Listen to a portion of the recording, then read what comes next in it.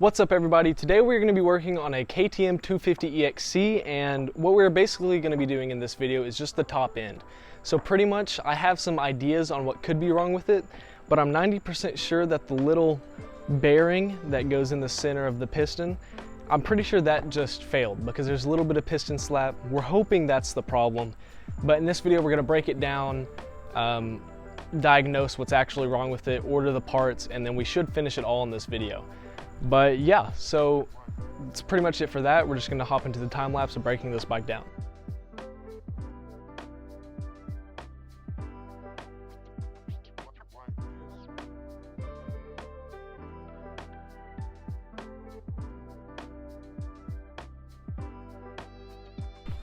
Okay, so now that we've actually taken the seat and the gas tank off, we really are only working down here, but what we want to do before we actually begin is to just make sure all of this is clean, because I don't want to go through this entire process just to have to rebuild the entire engine because some dirt got in it.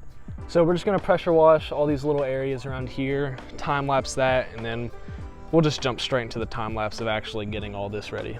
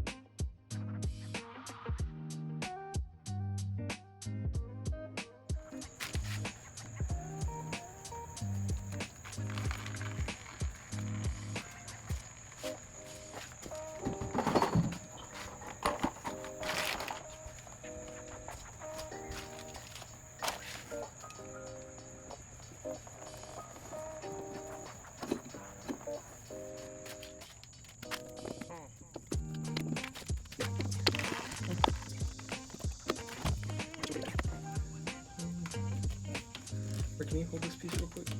Hold it up there.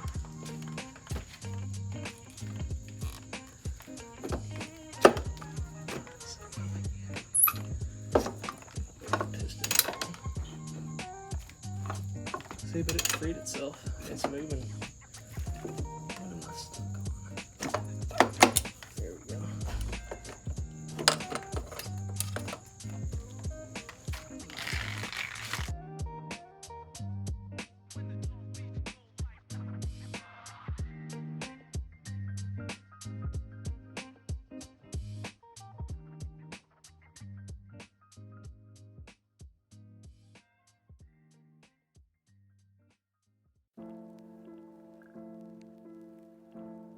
Okay, so we got the top off, and so far, not to jinx it, hopefully this is the only thing, but I do think that it is this little section in here. So as you can see, it is moving a lot. So Okay, so I just wanted to say real quick that you can have some side-to-side movement. It's alright for your rod or anything to have that, but it's hard to see in this clip, but there is just a little bit too much, and you'll see as I progress in the video what all is wrong with it. Was piston slap, and here, let's get this back up to top. That's it, there we go. So, yep, bottom end feels perfect.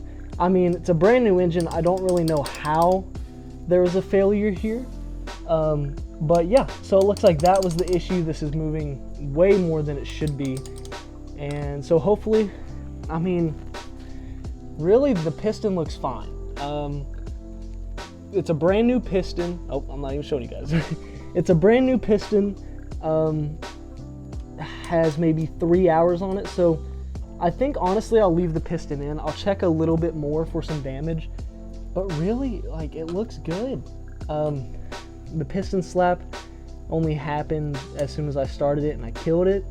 So yeah, I guess that just failed in there, and all we got to do is replace that little bearing in there, and hopefully we're all good to go. So what I'm gonna have to do is I'm gonna have to order parts and leave this here, and then yeah, I'll get back to you guys in 2 seconds for you, week for me, and we'll finish this up.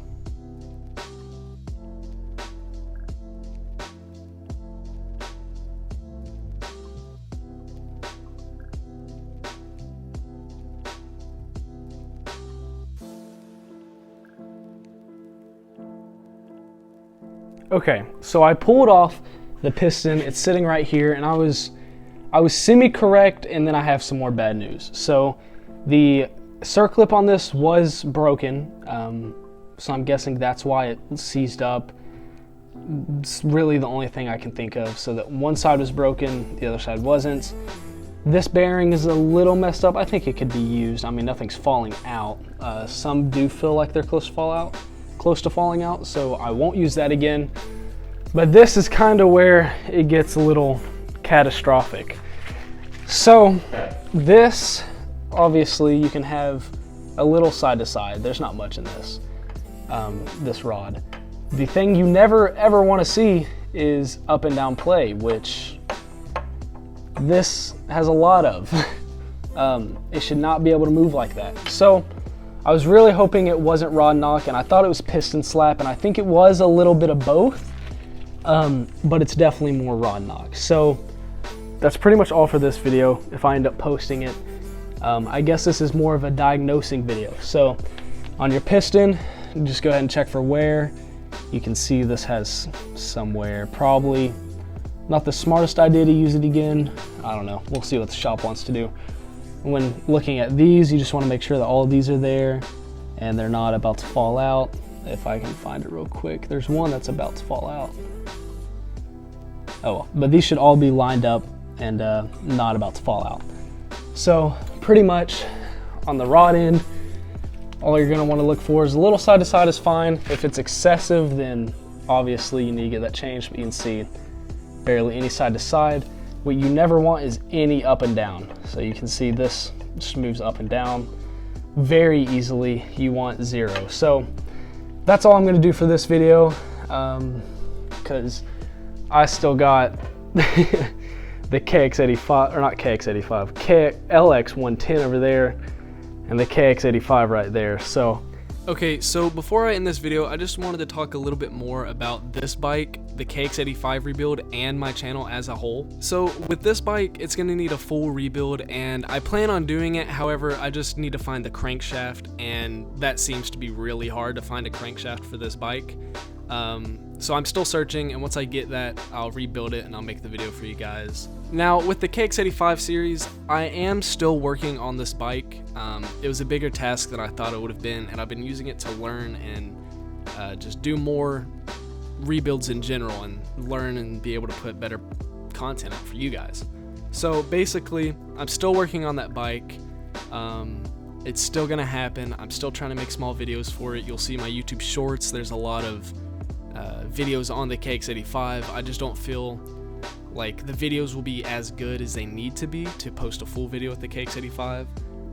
Once I'm putting it all back together, I really haven't done much engine work. The top end's great, bottom end's great, the clutch is new. There's clips on all of that on my shorts. The only thing is the bike just sucks in general. So I still have a lot of work to do, and there will be a video just putting it back together and getting it to run and all that. So I know I've made you guys wait a long time, and I can't thank you guys enough for the support in the meantime. When I left this channel, I wasn't even at 100 subscribers.